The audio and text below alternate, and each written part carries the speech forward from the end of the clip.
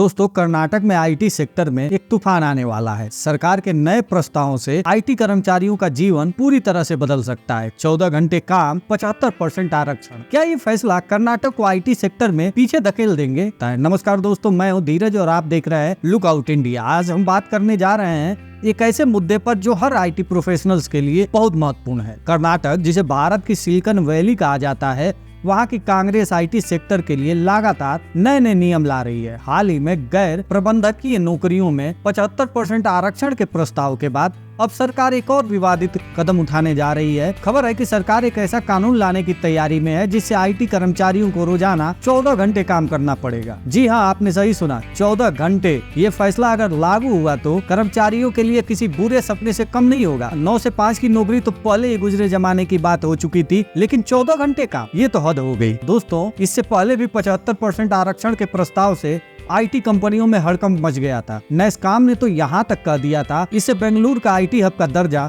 खतरे में पड़ सकता है। आखिरकार कंपनियां क्यों अपने बिजनेस को उस राज्य में रखेंगी जहां उन्हें मनचाहा टैलेंट हायर करने की आजादी ही नहीं। और अब ये 14 घंटे काम वाला नियम, इससे कर्मचारियों के शारीरिक और मानसिक स्वास्थ्य पर बहुत बुरा असर पड़ेगा।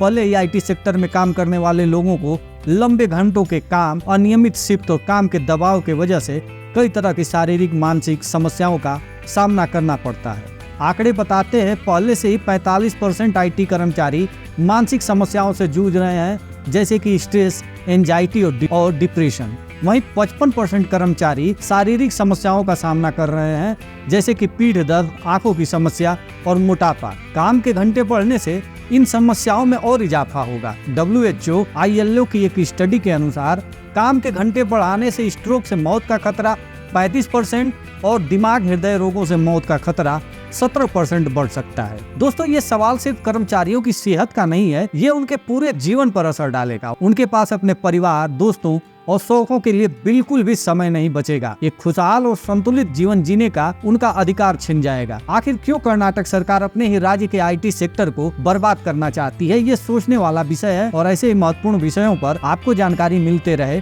इसके लिए चैनल को सब्सक्राइब जरूर करें। धन्यवाद।